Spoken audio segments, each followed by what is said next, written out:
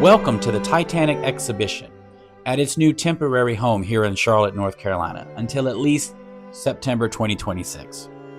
We're at the Park Expo and Conference Center off of Independence Boulevard, and we'll be walking through an exhibition space of more than 300 artifacts that represent items from the Titanic, her sister ship, the Olympic, as well as many items tied directly to other White Star lines.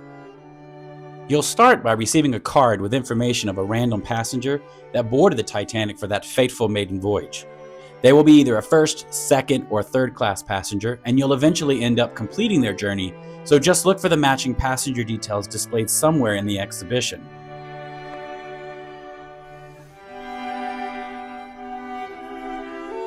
Once you have your standard green screen photo op, you'll be ushered in for a brief 5-minute video of the Titanic to lay some historical groundwork before you begin the self-guided tour.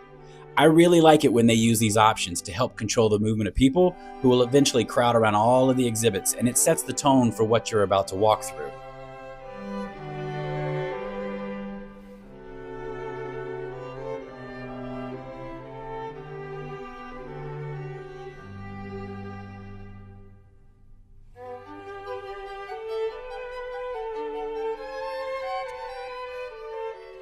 Then it's on to the journey of the Titanic, starting with the design and building at the Harlan and Wolff shipbuilding yards, where over 15,000 workers created the largest passenger steamers in the world. You'll see brochures and advertisements touting the most luxurious of interiors and the anticipated speed, all geared towards enticing some of the wealthiest people on the planet.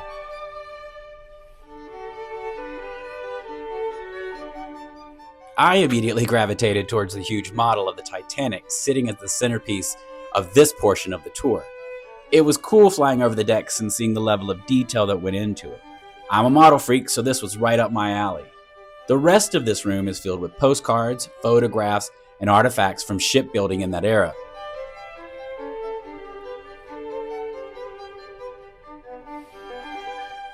There's also a cool display that held some original linoleum tiles from the Olympic. These tiles were originally located within the second class areas of the RMS Olympic. Tiles of this fleur-de-lis pattern were found in the barbershop, second class staircase, and second class saloon. Some in green and cream alternating patterns, and some in red and cream.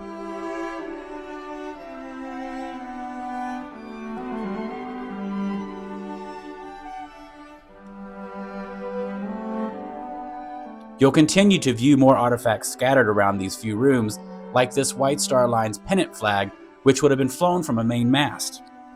From here, we stepped inside your first replica internal space from the Titanic herself, and we found ourselves in a first-class hallway. I think this is a pretty solid recreation, but there's been some speculation of the use of carpet runners on board the liner since corridors were typically linoleum at the time, as it was easier to clean, handled heavy traffic, and was more hygienic. The most premium of spaces on the Titanic, like those leading to the parlor suites, would likely have had carpeted runners and the most expensive wood paneling, which you see here. Around the corner, the tour will bring you into a room filled with some amazing examples of silver-plated servingware. Knives, forks, platters, trays, creamers, coffee pots, all emblazoned with the White Star Line's logo, would have offered a dining experience comparable to some of the finest luxury hotels and restaurants of the day. Dining on the Titanic wasn't just utilitarian, but it was a ceremonial high society experience, with meals consisting of multiple courses, with each using its own formal tableware. The china used on the Olympic and the Titanic is one of the most fascinating parts of their design. It wasn't just functional, it was a key part of the ship's identity, luxury, and class system.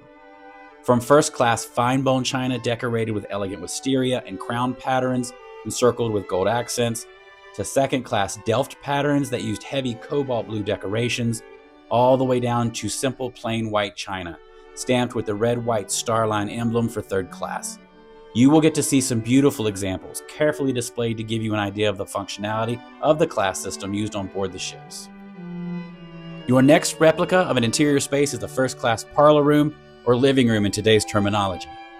This was the absolute pinnacle of luxury and would have been the most expensive on board the Olympic class of steamers under the White Star Line.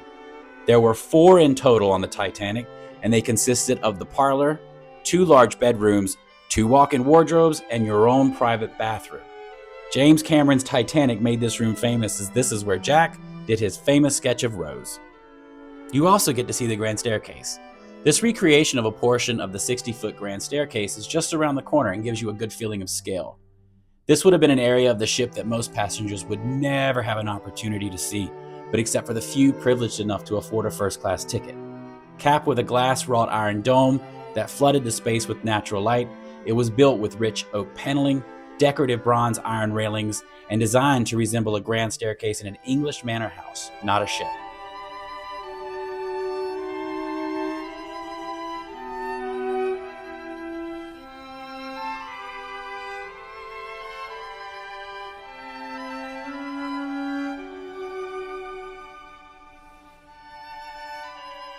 This space is a recreation of what a third-class passenger would have seen when navigating the winding interior corridors. Gone is all the wood paneling and the decorative lighting, as it's absolutely function over style here. But even on the Titanic and the Olympic, third class was better than on comparable ships. There were private cabins of 2 to 6 passengers as opposed to the standard open dormitory style from earlier ships. The rooms were simple, clean, and functional, often with bunk beds, thin mattresses, and a shared wash basin. There were 24 main boilers, plus a few smaller auxiliary ones, but this space recreates one of those spaces to show scale. Fun fact, a boiler was the first image that was beamed back to the surface in 1985 when Robert Ballard discovered the resting place of the Titanic at last. A section of the first class promenade has been recreated to give you an impression of what it was like to take the night air on board the Titanic in April of 1912 as she steamed towards disaster. This section, found on A deck, would have been reserved for first-class passengers only, and you would socialize or rest in one of the many deck chairs that line the wall. We continue back inside, and you'll find yourself dealing with the sinking, and there are artifacts that tell some of that story.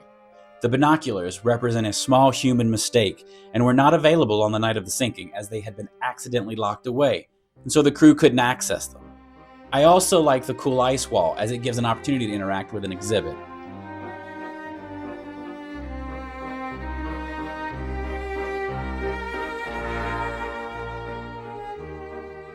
There's also an extremely cool spot that's devoted to the actual sinking.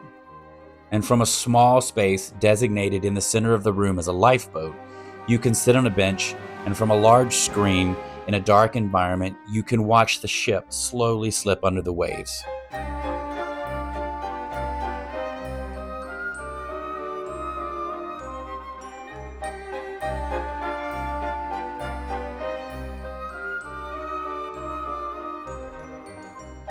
But this isn't where the story ends, and Titanic lives on through further exhibits and tells the story of what happened after, including references to memorials, lives lost, and the investigation that followed. There are some really cool artifacts from the many expeditions to the wreck site, including items from the original 1985 discovery of the Titanic by Robert Ballard. It's all encapsulated in a small immersive undersea environment that shows some of the current videography from the site, as well as a good visual of how the two pieces came to rest at the bottom of the ocean.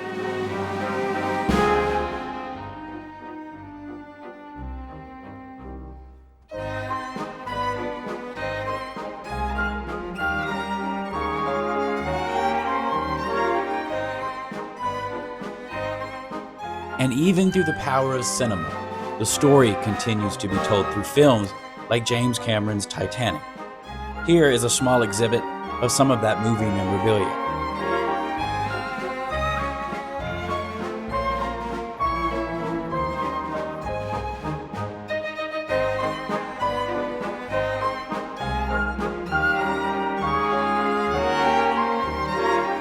If you feel up to it, you can also sit through a VR tour of the wreck site that takes you 12,500 feet to the bottom of the ocean for some incredible views of the wreck. So that's how I enjoy the Titanic exhibition, as a history buff who finds the story fascinating. I can only hope that I've inspired you to check it out. There are a few Titanic museums in the US that I would highly recommend who have thousands of more artifacts, but it's rare that a Titanic event actually comes to you. So why don't you grab the kids or yourself and just go check out something cool in Charlotte.